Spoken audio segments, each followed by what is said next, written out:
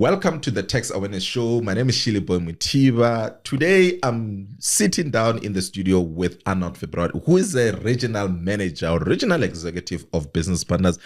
Good morning and welcome, Arnold. It's good to have you here finally. We're getting to talk to you, relax. How are you doing? Shiliboy, I'm well. Thank you for having me. It's nice to officially be in the hot seat with you. No, it's not a hot seat. We're just going to have a chat. I just want to get to know you. For sure. What you do at Business Partners, your career as a person, as a professional. I mean, it's always good to talk to people and inspire the audience, be it the SMMEs, be it those who are tax professionals or they want to be investment officers like yourselves. Yeah. But tell me, what has been your career? I mean, before you joined Business Partners, where were you? How has been your career?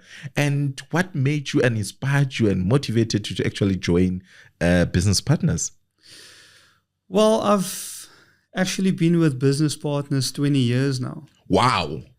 So before Business Partners, I had a stint at an accounting firm where I was in the accounting department. They also had an auditing, small auditing / accounting company.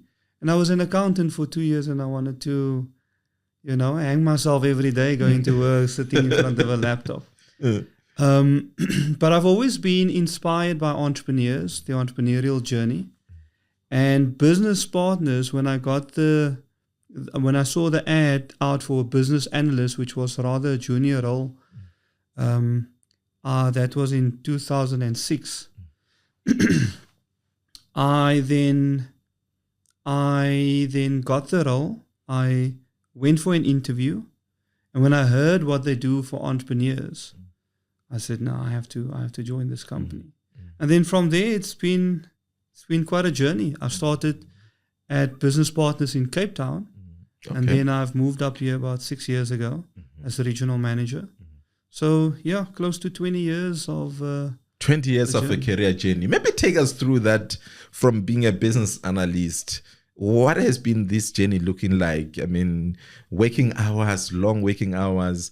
What made you so unique? And I mean, enjoying all these promotions until now being a regional manager. So, I think I have to say, Shiliboy, that I'm a numbers guy.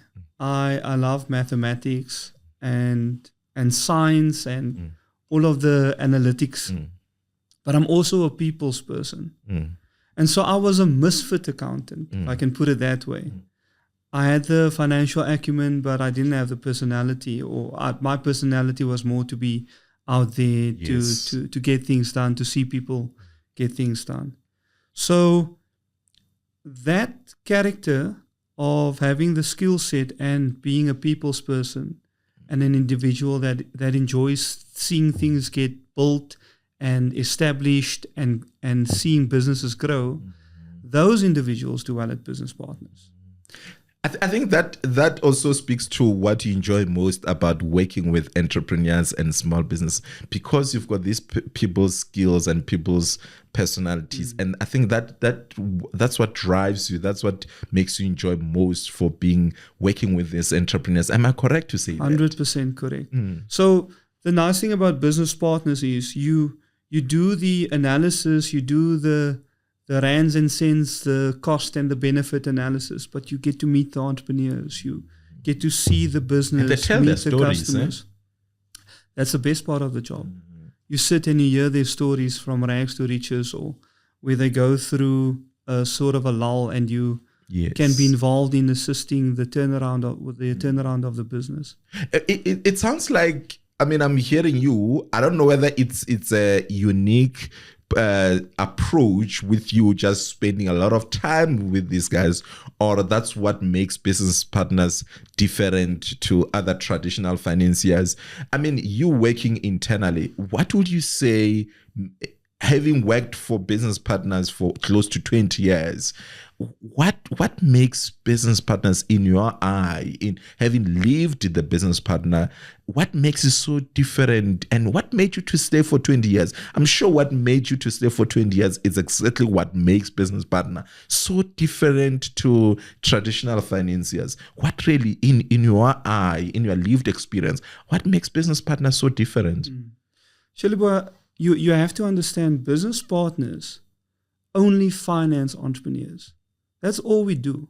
In fact, we run funding as if we are entrepreneurs ourselves. The way that we run our business, the way we think, the way we look, into an entrepreneur and look beyond the numbers sometimes, make a judgment call on the entrepreneur based on passion and based on the energy that the entrepreneur is sharing with us. That there's a fluidity in the way that we do business. So I always regard business partners as the funders who think like entrepreneurs. And so we're for entrepreneurs because that's actually all we do. I can't give you a credit card or a home loan or a facility, but I can be involved in your business. I can see, I can assess your business, and I can make sure that our funding propels your business to do much better. And that's what entrepreneurs do. Entrepreneurship is about developing a business or doing a project that's self-sustainable. Speaking of a financier that thinks like entrepreneurs, and over the years, having worked for close to 20 years, you probably have creatively, innovatively came up with sort of a solutions towards the entrepreneur's problems. I mean, share with me some of, and I mean, the reality is that those solutions will probably come in a form of financing instruments that, because like you said, you finance. So then we all can agree that those will be financing instruments that you come up with to resolve and solve the problems that entrepreneurs come to you looking for, because it could be working capital. It could be them say, listen, Arnold, I need to raise money for buying property. I need to own and manage this particular manufacturing facility.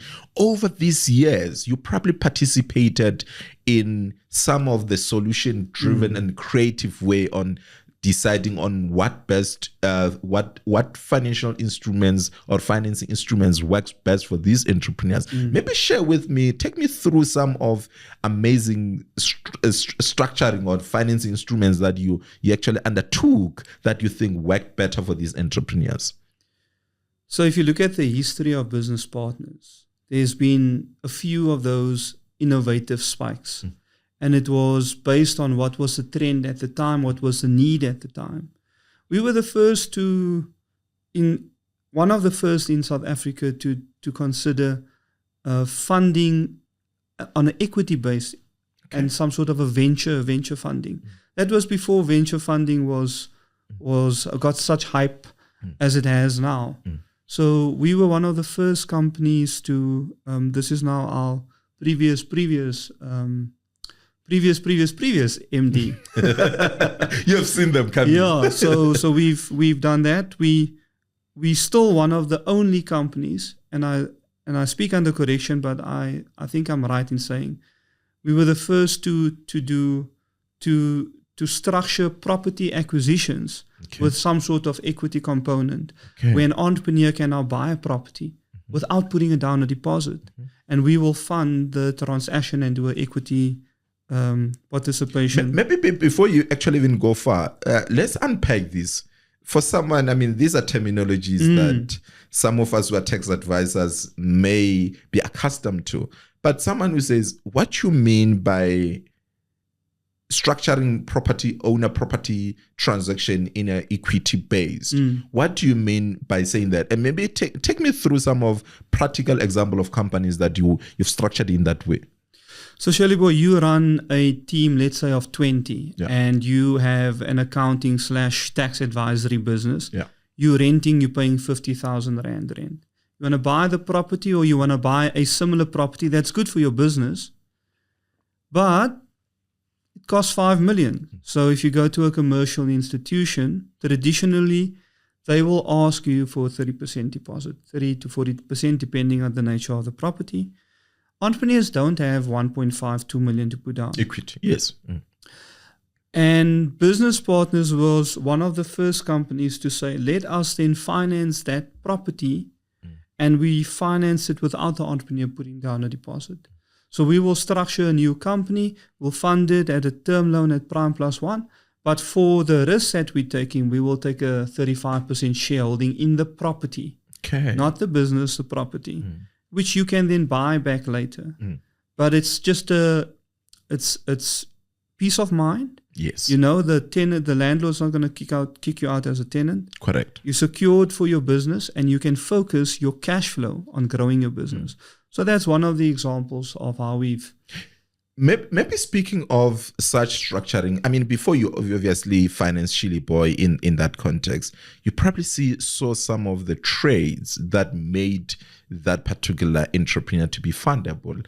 What, in that 20 years of your career journey, what have you seen as some of the, you know, like earlier on we were speaking about trend analysis. I mean, this is common on analyzing pattern over a period of time. In your last 20 years of working with business partners, you probably saw some of the common traits to say, hang on, you can easily just see this, you know what, this guy is fundable. What has been some of those common traits that you've seen that you say, this entrepreneur is really, really fundable? So let me start by saying this. Entrepreneurship is difficult.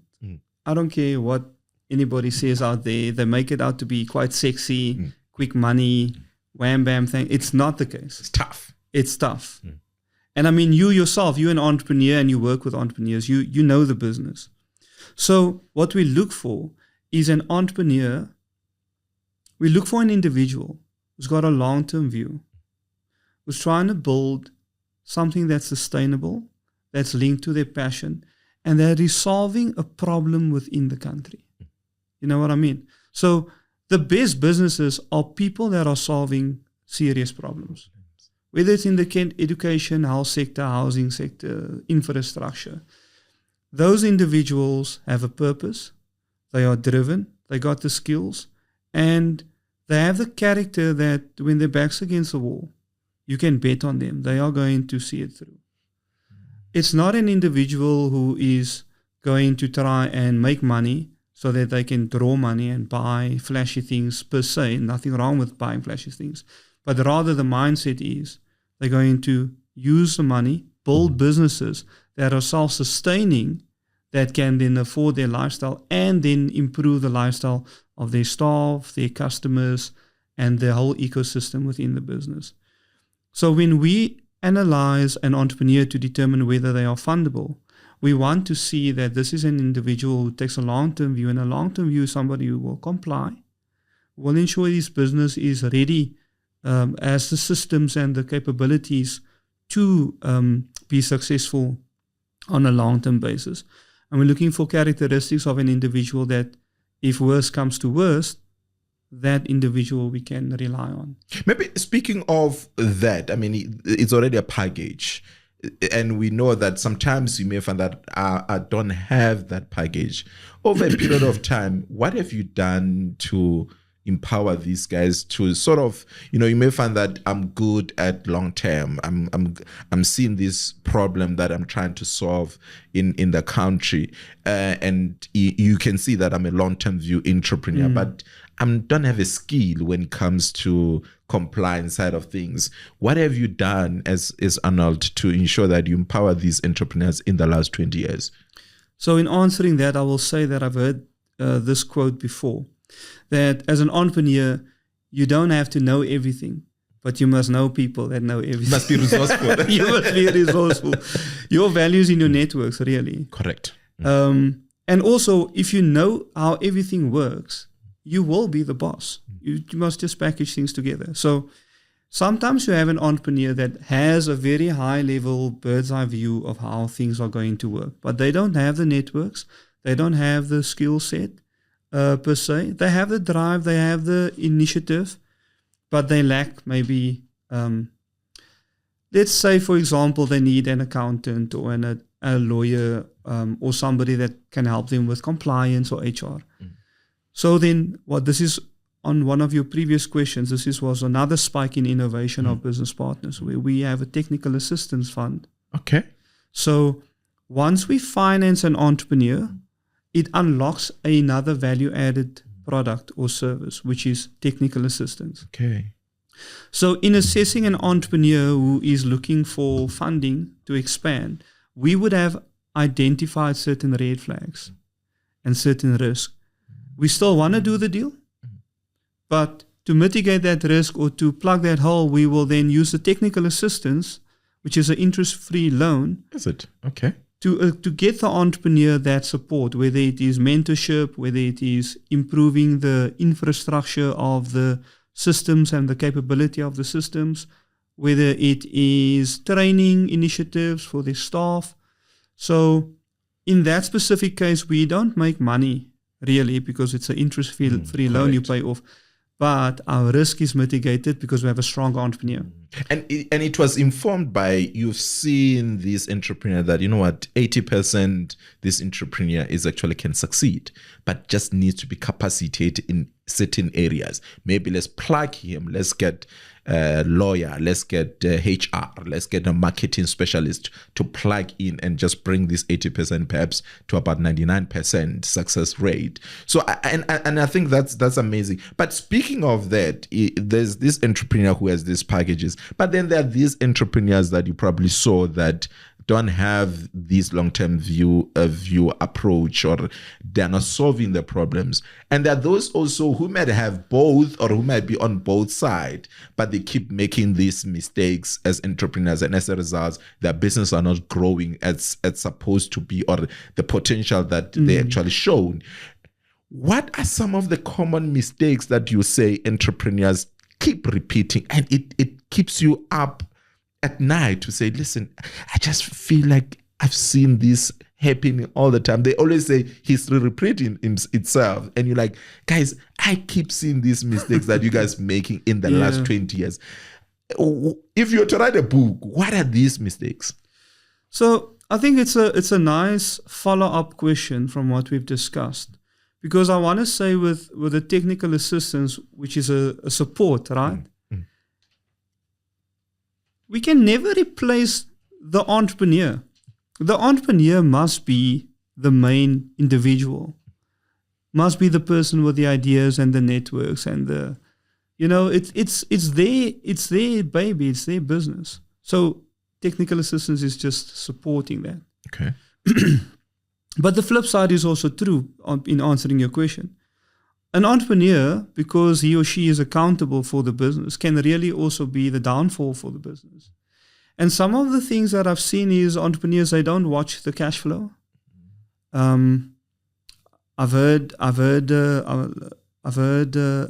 analogy where an entrepreneur, he earns $1 million, he makes 100,000 profit, and then 2 years, 3 years later, that entrepreneur makes 10 million and makes 100,000 profit.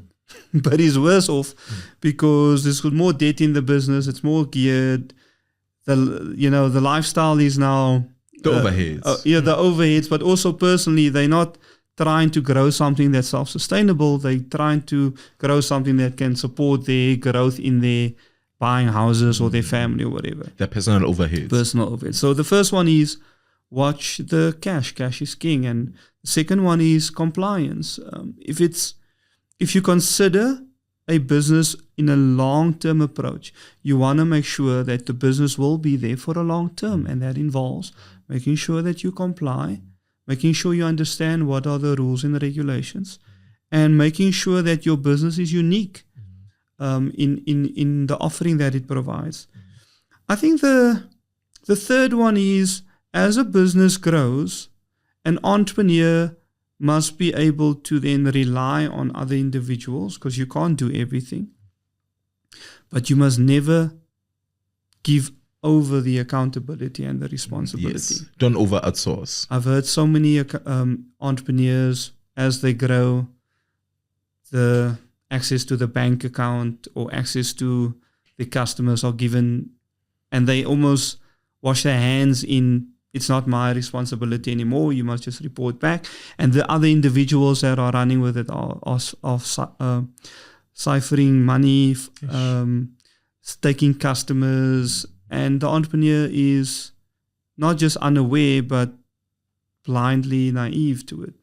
So it's still your baby. It's still your business. You just now have a stronger, bigger team, but you must be hands-on. You don't have to be hands-in with each and every decision, but you must be hands-on. You over the last period of you working for business partners, you had encountered people by knowing that you work for business partners. Probably they like during the bright times or whatever, family gatherings. Hey, you work for business partners. Yeah, man, I need funding. I need this. I need that. And you realize, this guy is not ready. Maybe he's not compliant. Maybe he's not fundably ready. What would you say someone needs to do in order to be fundably ready? Can I start with a little bit of bad news, or it's going to sound a bit, it's going to sound sad, but I think we are here to assist entrepreneurs. Correct. And individuals out there who aspire. So we have to be honest. Entrepreneurship is not for everybody. Just like everybody's not an engineer or a doctor. Okay, so we must just, if you're going into entrepreneurship for the wrong reason, then you need to do some introspection.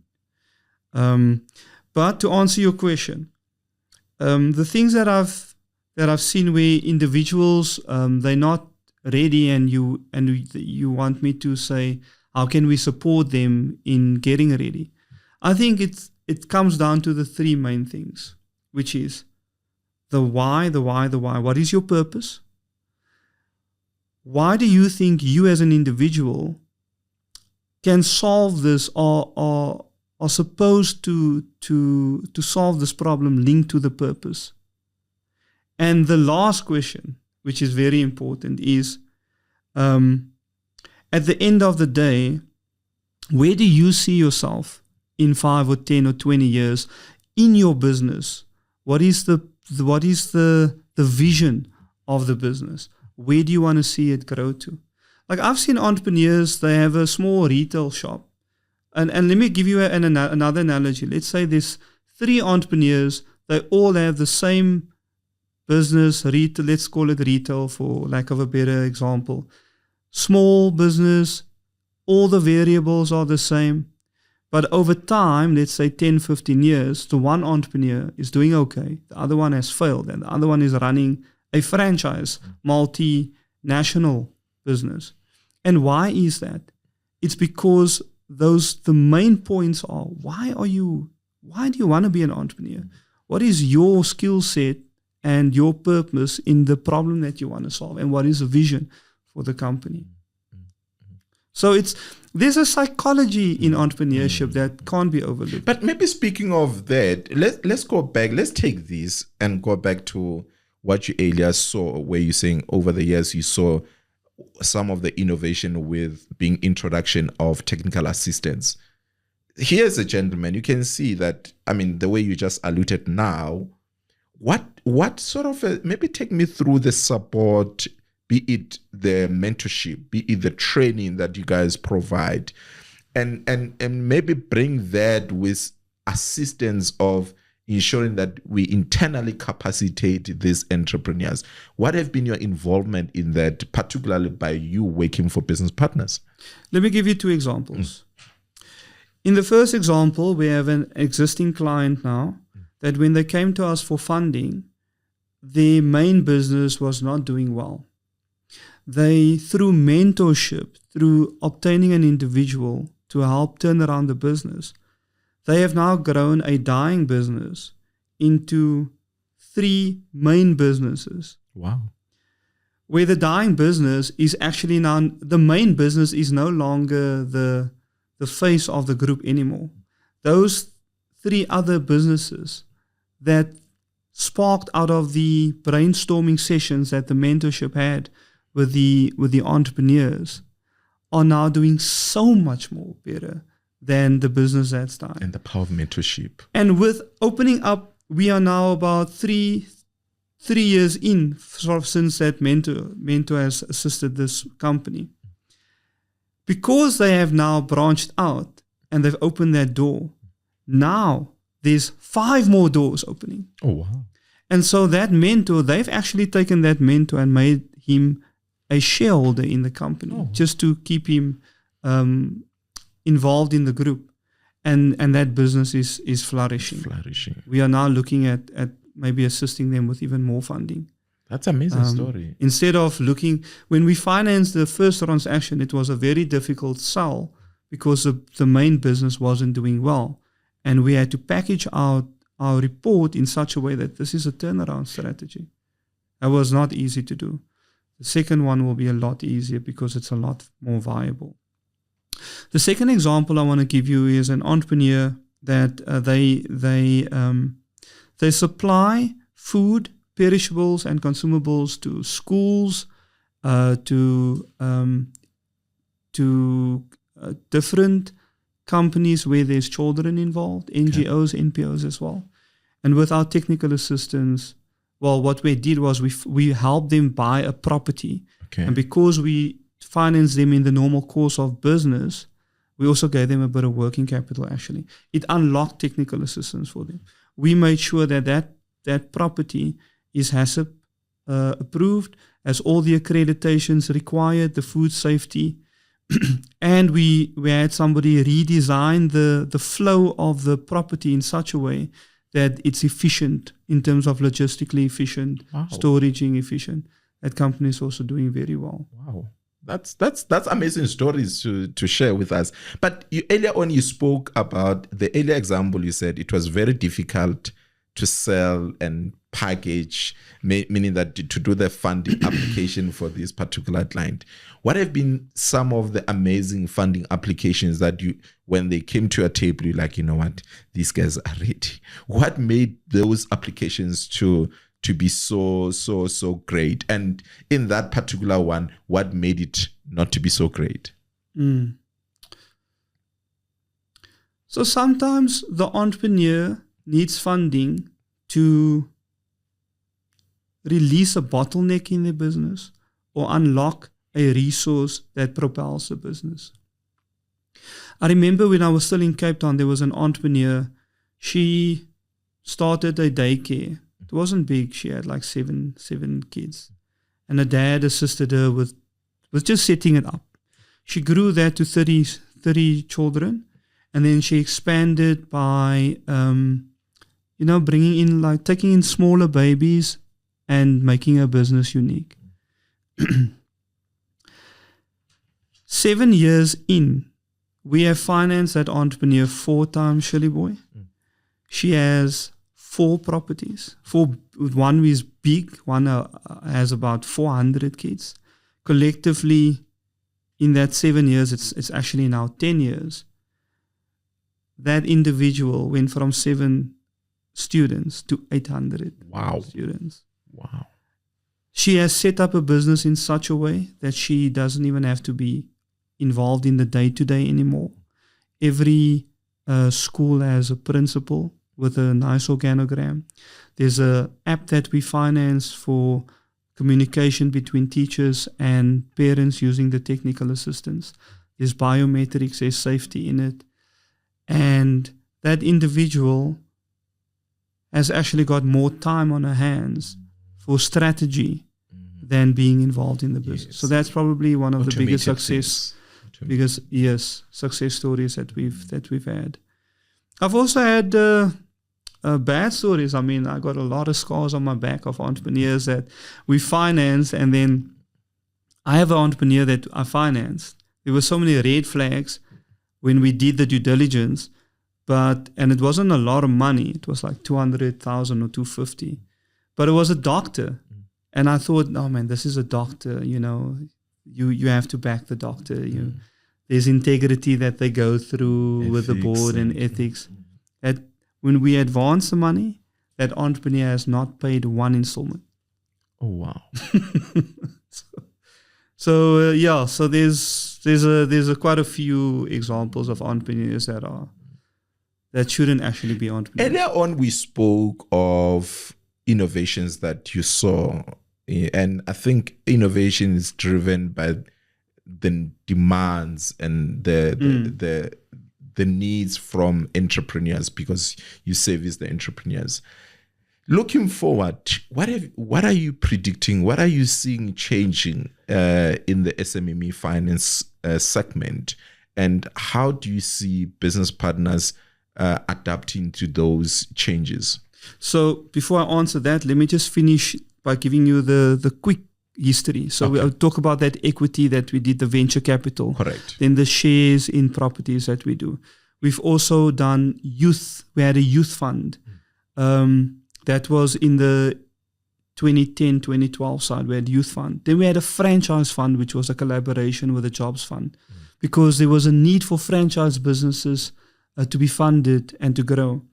Then during COVID, we had the Sakuma fund that we've administered to assist with grants and soft loans to keep businesses afloat. We've also had franchise. Let me just think, what was the other ones? We assisted guest houses and the tourism fund. We had a tourism fund as well. Was it during 2010?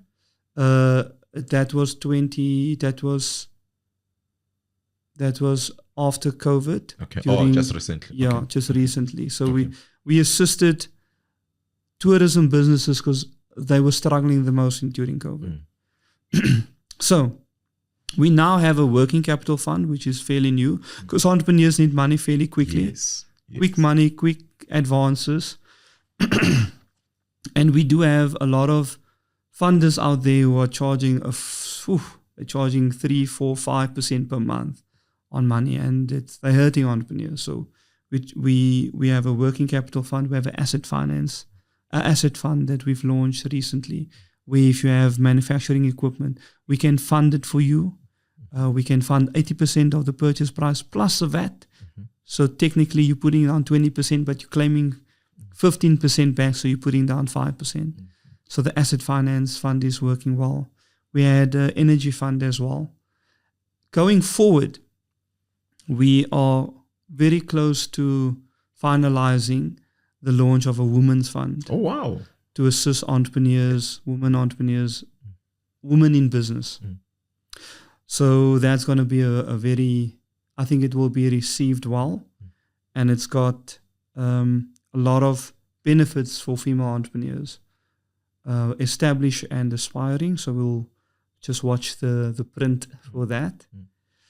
We are looking at yes? No. But before you even go to what you're looking forward to, maybe is there anything that we need to know that we're allowed to know around Women's Fund? Any timelines? When are you guys expecting it? Obviously, we are not. It's still in the working. You don't have to commit anything much. But what is this? Which sectors are you guys looking at targeting? And what should a women-owned business should be doing right now in preparation to participate in that fund? So I'm not allowed to say much, because we're going to have proper launches. It's going to be. I thought I'll have the breaking news. Yeah, so I can't spill the beans just yet. Okay. But we are launching within the next couple of months. We will have it this side of 2025. Hopefully within the next 3 months, there will be media releases on it. And then I think we must have a follow-up. Yes, we'll have a conversation around that. I think it will be very good. Specifically for that. Yeah, that would be great. Okay, you still continue? Yeah. And then Business Partners is in a strategy session. We call it the 4x4. So within 4 years, we want to propel the business fourfold. So it's quite aggressive. Okay.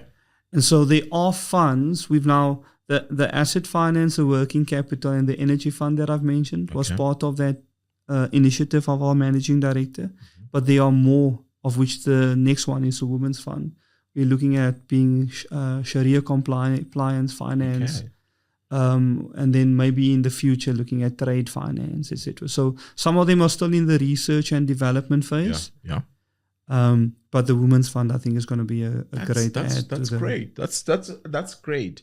So, but I mean, any final tips that you want to give to SME owners who are maybe seeking funding and support? Yeah. So, in summary, I want to say, entrepreneurship is very rewarding if you have a long-term view. An entrepreneur is an individual who builds a business or an initiative that should be self-sustaining. And your job is to make sure that you get the right people and the right resources to get that self-sustaining business going. and then grow another one and another one and another one. All right. So don't be in it for the short term. That's the first thing.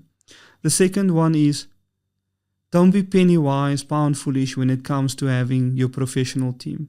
A bad accountant can cost you. Yes. Can cost you time, can cost you money, can really cost you in terms of your mental stability as well. Don't be penny wise, pound foolish. There's a lot of accountants out there who are not doing a good job, unfortunately. And our entrepreneurs need solid professional teams. I'm talking about accountant, but it goes for lawyers. It goes for advisors. It goes for mentorship and coaching. So make sure that you surround yourself with people that can add value to your business and to your life. The third one is, as you grow your business, you never give off responsibility to somebody else. It remains your baby. It remains your responsibility. Correct. And the last one is, funding should be used wisely. You raise funding to grow, to make more money. And if funding costs you, let's say X, the benefit of the funding must be X-fold, X squared, or X times to the power of X. Correct. Whatever the multiplier is. But you use funding wisely. And at the end of the day, there's value in networks. Shirley boy, there's value in networks. Correct. You need to make sure that you surround yourself with the right people and that you're not afraid to network. And maybe last one. It's a very lonely journey being an entrepreneur. So surround yourself with other entrepreneurs. Surround yourself with supporters of entrepreneurs. People that you can trust, that you can share your gripes with. There's a lot of networks out there. Like I know the Alternative Board, Paul Malherbe runs that. I know Shirley boy, you run a nice network as well, where entrepreneurs can go and they can sit and then they can talk and then they can they can share their problems and come up with the solutions collectively. Correct. Very important. Yeah, correct. Maybe speaking of that, how can these entrepreneurs actually get hold of business partners? So we have a website that they can reach. It's www.businesspartners.co.za. As a regional manager, I think I'm always available. My cell phone is available to anybody. I can give it if that's okay. Yeah, if you're comfortable. Yeah, I'm quite comfortable. It's 073 699 7881. My email address is afebruary@businesspartners.co.za. Correct. I got a team working with me, so I do have area managers and investment staff. We also have a growth center, Shirley boy. Okay. Where you can phone business partners. The landline is 011 713 6600. And you can phone and ask them submit your business plan, ask them for some advice. Maybe unpack this. What is this growth center? So growth center is a group that of individuals that have experience, that either are entrepreneurs or they've been entrepreneurs, or they have experience in the funding game. Okay. So we contract them, so they work for us. So we have a growth center room of individuals that take phone calls and emails and filter. Oh. And either direct individuals who don't qualify with business partners, direct them elsewhere to other funders, or assist them with what the red flags are. And lastly, if it is a lead, they will then refer to my team, the ops team.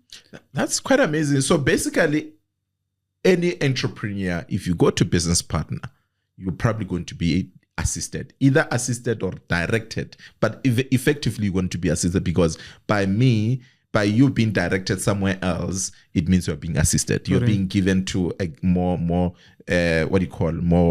an area where you can actually be being assisted eventually. So by that, please reach out to business partners if you definitely wants to be assisted. He wants to grow, like he said, network, get to know people, get to meet people, and have that long-term view. But equally so, make sure that you've got that solution or that problem that you are providing solutions towards, because that will make your business probably more sustainable. And I think with that said, let me thank you, Arnold, for coming through and joining us. I look forward to having a conversation with Arnold around this women's fund. Once it's launched, we'll probably gate crash their events for launching women's fund, and we'll broadcast from there and record the session during the launch and take you guys through what is this women's fund, all the people that will be attending there, to understand what this fund is all about and what you can actually expect, you particularly as women-owned businesses, so that you position yourself and you benefit from this women's fund. I look forward to that, because that shows the level of innovation that is within Business Partner in responding to the needs of SMMEs, entrepreneurs at large, to say, listen, we're here, we are specifically looking at SMME sector, because we can all agree that SMMEs are the driving engine of job creation, and as a result, they need to be supported as much as possible. And I think that is fundamentally the vision of Business Partners, to say, we are here, we're going to zoom in and assist entrepreneurs. We are saying, entrepreneurs, you're not alone, we're with you. And for that, thank you so much, Arnold, for joining us. And thank you so much for you, the audience, for watching the Tax Awareness Show. My name is Shilibo Mutiba. I'm your host. Good day.